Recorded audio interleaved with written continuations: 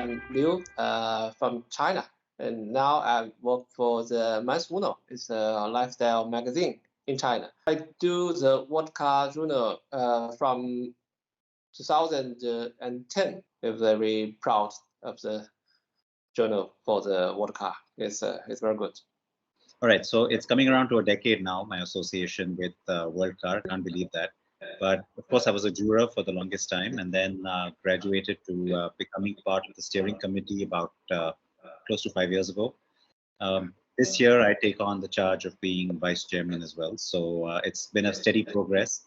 It's also a process that I really enjoy because I think being part of something that's truly global is rare. Yeah, so I'm Tim Stevens. I'm the editor-in-chief of CNET's Roadshow, the CNET Automotive Wing. I run our automotive coverage out of New York State, and yeah, I've been a World Car juror now for over half a decade. I'm not sure honestly how many years it's been, but quite a while. It's been a great pleasure to be able to go out and work with the team and to drive a lot of great cars and watch the industry grow over that time. I'm based in Buffalo, New York. I'm currently have Car Coach Reports. And that is an online source for on all forms of social media as well. But the whole idea is I found that the biggest factor that I run into is consumers really don't know much about cars until they have a problem or until they're looking to buy one. And there's not a lot of female voices out there, although World Car has a lot of them on a global basis, and that's really fabulous. I'm editor-in-chief for website. The name is autocosmos.com. Okay. We have presence in all Latin America. My media is Razão Automóvel. Is the biggest automotive website in Portugal. I'm one of the co-founders. I'm the director right now, and I'm a World Car Award juror since 2017, I think. So for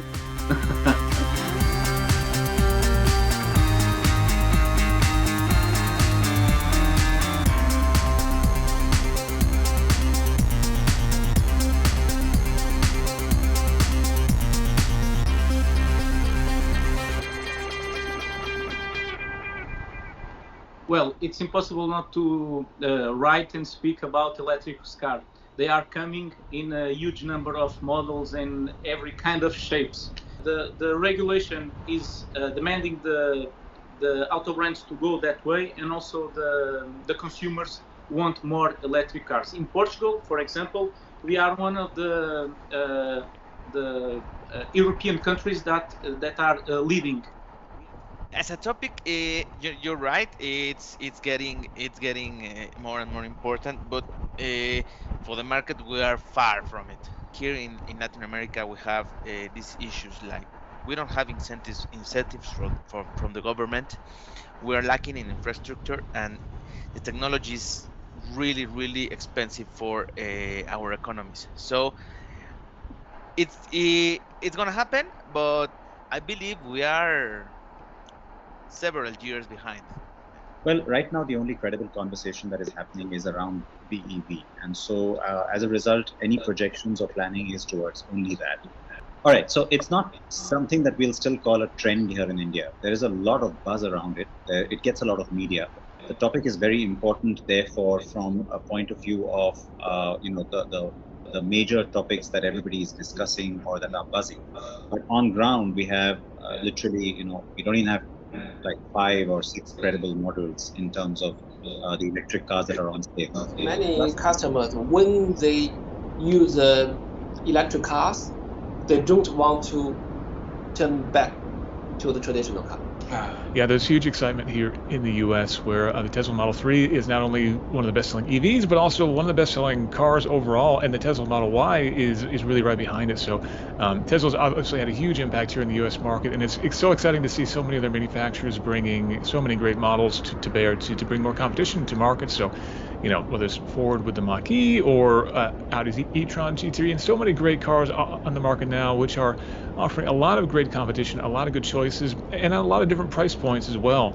Before we had really low-cost EVs that didn't have a lot of range, and then really expensive EVs that were very nice. Now we're starting to fill the gaps in between, and that to me is really very exciting. My perspective is a little bit different than what the government's saying. The government's trying to mandate, like every other country, that people go to electric vehicles. But there's a lot of negative factors to it. And I'm not just talking about the environmental part of it. I get that people want to, it's environmental, they don't want to use fossil fuels, but there are other options. And going all electric sounds wonderful on the surface, but in reality, it would be almost impossible for every single vehicle on the road in every country to be electric. And if you're just looking at the largest market, which is China alone, for them to go all electric, they've got a problem. They don't have enough power, and they already have some cities that are having serious power issues. So what they've done is they've built 17 nuclear power plants in 2021, and for 2022, they're looking at over 20 additional power plants. So that's a nuclear power. It's something that people think, oh, we don't want that. But it is the only true no carbon footprint. I want to say Chinese market have two key factors in electric car or battery car. One is Chinese has a very strong battery powerful factory because Ningde Shidai, CATL, it's the biggest battery manufacturer of the world. So I think it's the first key factor. They can supply with the ABB, BMW, or Mercedes. So they can also supply with the Chinese car makers. So I think it's the first. And the second is in Chinese, the new brand, for example, Lixiang or Xpeng or NIO, they do the, how to say, not the traditional car, but it's very smart, like smartphone. In this field, Chinese is number one. Yes. Yes. I think sometimes Tesla is also very good in that, but Tesla just one brand or one maker. But in China, there is a competition. You do this, but tomorrow I will do another. So and the people now is also purchase the new things in China. So I think the two key factor maybe push China keep the first position in the electric cars. And other trend for China is very important. Is now customers of battery car, they buy the electric car themselves, because in China the